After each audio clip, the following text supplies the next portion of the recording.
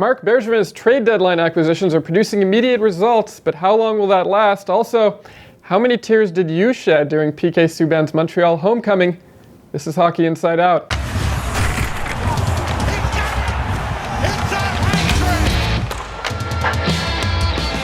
I'm Adam Sessler, and I'd like to welcome you to this week's show with our panelists, including Mr. Jack Todd from the Montreal Gazette, from Rogers Sportsnet, Eric Engels, and back from the bush. That's what they call Australia? Apparently so, yes. I don't know why you came back. Well, I don't understand Australian sports, so I would not have a job down there. I think you'd find a way.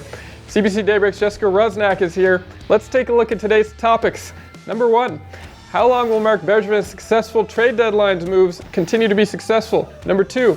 Why did the coaching change seem to bring back the old Carey Price? Number 3, what were your first impressions of defenseman Brandon Davidson? And number 4, our HIO viewer question of the week asks, which team is more likely to win the Cup first, Toronto or Montreal? I'm not even going to touch that one. And number 5, what did you think about PK Subban's Montreal homecoming? Let's start the show. In the 3 games that the Habs have played since the trade deadline, pretty much every one of Marc Bergevin's pickups have come exactly as advertised, and then some.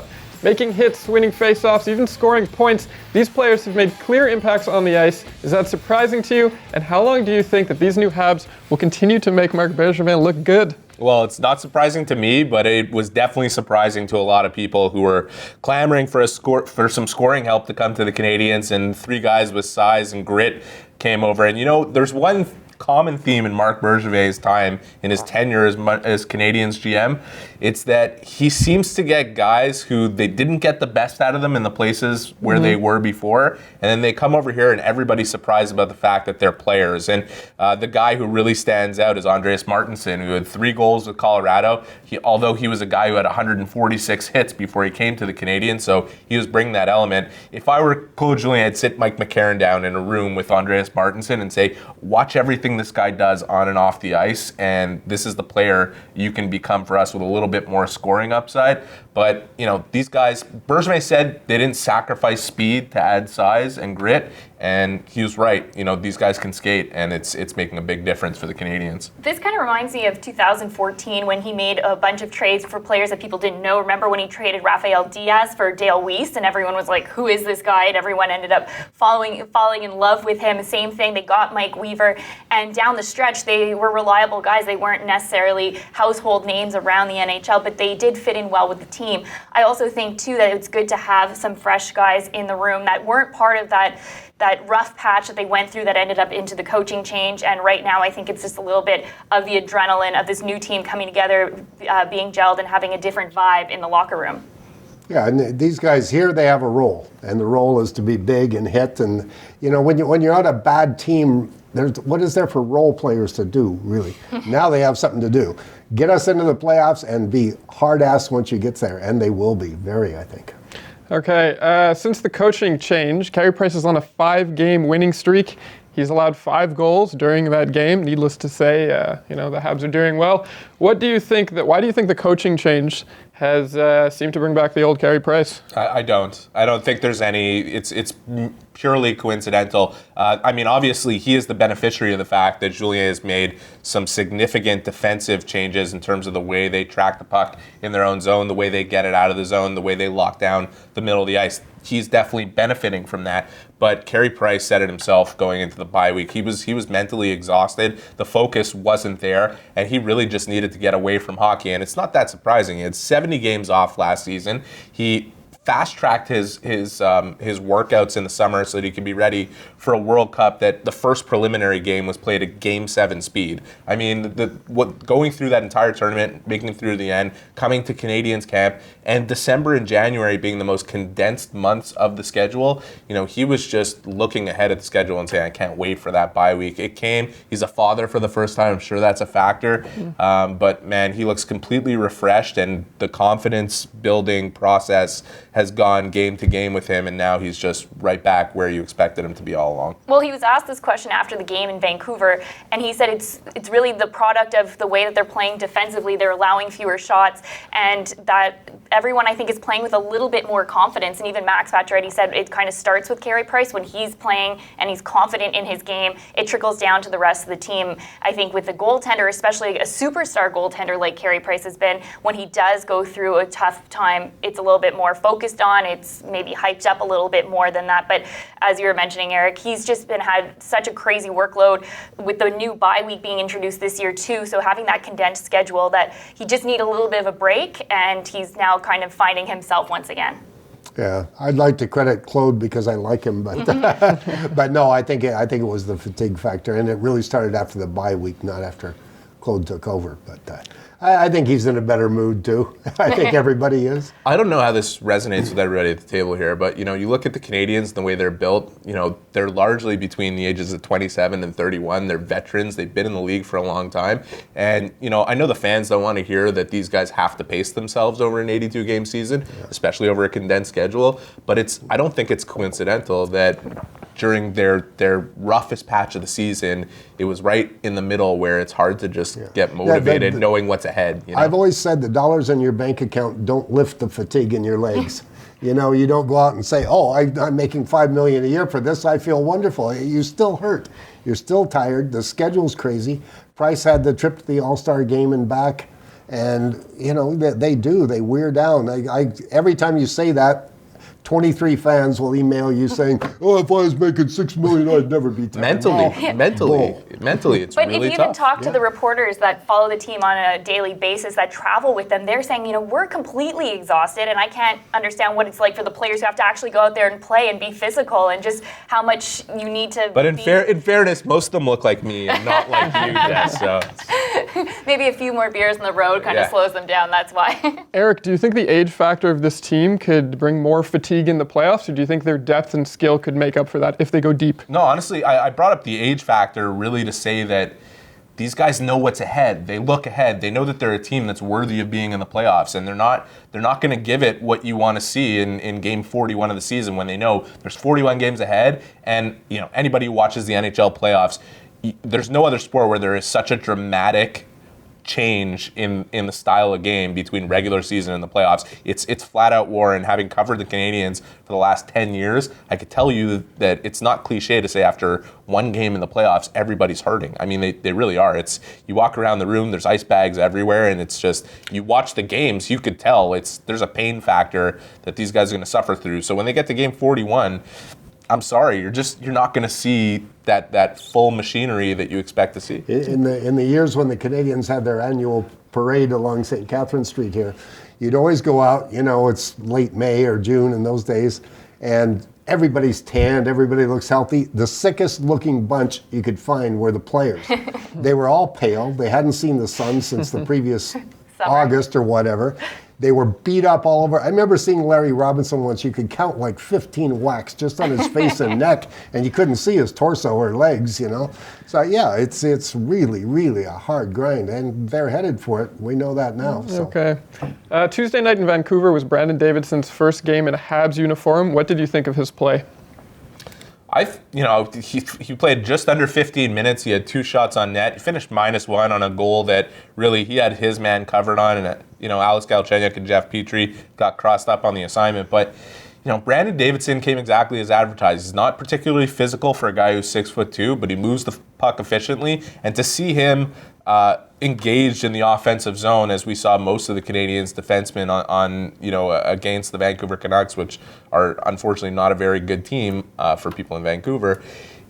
That's a good sign. That's a guy who's playing with a bit of confidence right off the hop. So I think he's going to be in the mix. I think he's a factor in internal competition for the Canadiens. People watch one game and they say, oh, we're never going to see Alexei Emelin again. I mean, everybody relax. Alexei Emelin will be back in this formation, but if he doesn't pick up his game, there's some competition behind him now pushing him. Well, that's what I think Claude Julien wants with Alexei Emelin. I think this was a good opportunity for him to send a message to him. He said when he was the coach of the Boston Bruins, he hated playing against Alexei Emelin, but that's a guy that everyone wants on the team, and he wants him to be a consistent NHL player and bring that physicality. And especially now as they're getting closer to the playoffs, we've seen the difference that Alexei Emelin can make on the lineup when he's playing that physical game and really able to have those clean hits that really gets under the skin of the opposition. So Claude Julien said it would be a good opportunity for him to sit back, see what it's like up in the press box, and this inner team competition is going to be good for them down the stretch. I like Davidson fine last night, except for the goal. I didn't really see anything, but what's really impressed me is Jordie Benn. I'm just blown away by the guy. I've seen him play so many times. To me, he's transformed that defense. You always get a chain reaction with a player, right? You put in a better centerman, and this guy, that guy, or a worse one, it has an effect down the line. And I find that he's solidified that entire defense. Wherever he's playing, you have a really solid pairing, and that helps so much with everybody else. I think he's just a brilliant addition for what they needed at this point. Makes a big difference for Nathan Beaulieu. There's no question. The guy who likes to take some risk offensively, he's got an anchor behind him. And, Jordie Benn, for me, reminds me of Josh Georges before Josh Georges became a broken player with all the hits and the blocked shots. This guy is willing to block a shot with his face. You ask any hockey player, they'll take a guy like that on their team any day. And you know what? It just so happens he's 6'2", he's stronger than Josh Georges ever was, and he plays the game. I think, you know what it is? It's a solid defenseman in the Western Conference with a big, heavy game that's played out there, no matter where the balance of power is now in the NHL, becomes a really good one in the East. And he's proving it, and he's a guy that they're enabling Claude Julien to balance the minutes on the blue line. Yeah. Okay, at this point in the show, it's time for our HIO viewer question of the week. This week's question comes to us from Abbotsford, New South Wales in Australia, from Ashley Moore, who writes, now that the Canadiens have a new coach, which team is more likely to win the Stanley Cup first, Toronto or Montreal? Who wants to tackle that one? I'm going to say Montreal. Toronto, it's great what they're doing. Because of the new coach, right? Yeah, because of their new coach, that's why. But, Toronto, it's great what they're doing right now. They're really starting to turn around after being the bottom dweller for so long and probably the joke of the NHL for many years. But I don't think they're that close to winning the Stanley Cup anytime soon. Right now, as you were mentioning with the age group on the Canadiens, that this is their prime window for them to win the Stanley Cup. So I would say for the Canadiens having some experience, going a little bit further in the playoffs, if you look back at 2014, that would be my opinion on that. I'd say they need to win in the next 2 years, the Canadiens do. Otherwise, things are going to look pretty different here. So Toronto's definitely on the upswing. They need a world-class goaltender. They need a couple world-class defensemen. Because I like their offense, man. They're good. But I will not say that they're going to win before the Canadiens do. I think the Canadiens right now are obviously the favorites in that category. Yeah. Jack? I love Toronto too much to say anything bad about them. Okay, that's a good enough answer for me.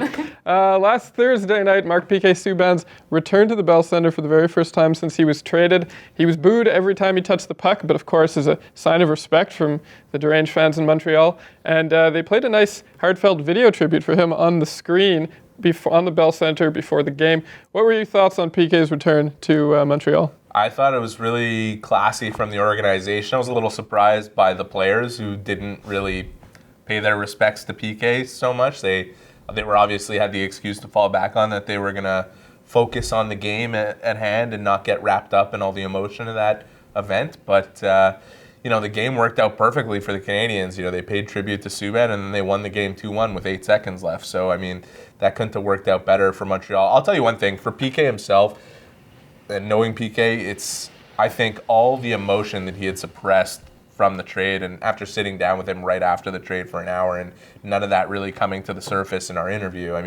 It really came to the surface watching that video. I think that wasn't just he was touched by the fans' reaction and all this. I think it was he's not over the fact that he was traded by the Montreal Canadiens. It's something that was a traumatic event in his life that hadn't boiled to the surface until he was standing on the blue line watching that video tribute. Did you like the conspiracy theories that people were saying that the Canadiens decided to play this tribute video before the anthems instead of at the first commercial break was to throw him off his game and let the emotions Oh, yeah. I don't know about that. Well, why give Nashville any ammunition? Like, they already had enough motivation for the game. I don't know, like, doing that in game if you're the Canadiens, I thought they were pretty smart to put it before the game and not give them any extra. Well, the conspiracy theorists say that this was a whole plan with the Canadiens, so that's why they're able to win to throw PK Subban and get his emotions I wish they out thought there. that far ahead.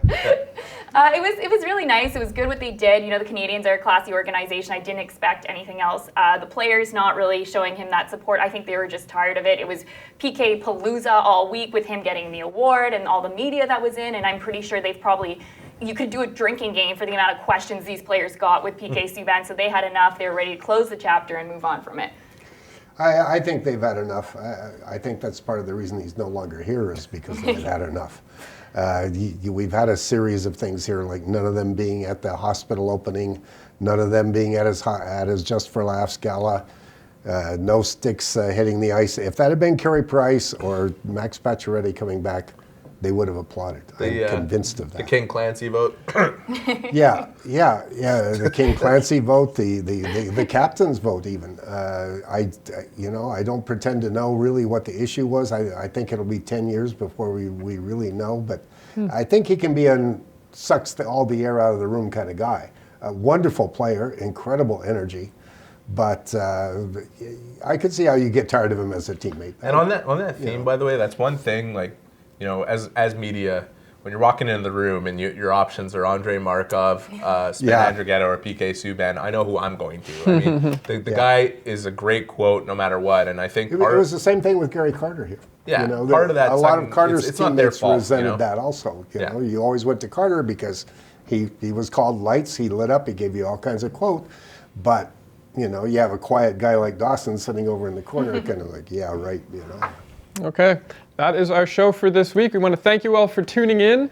You can catch us back here next Thursday. So many more HIO fans have been contributing to the success of this show by interacting with our YouTube page through comments and likes. Don't think we don't notice, fans. We do, and we love you for it. So thank you. That's all for this week. We'll see you next week, Habs fans.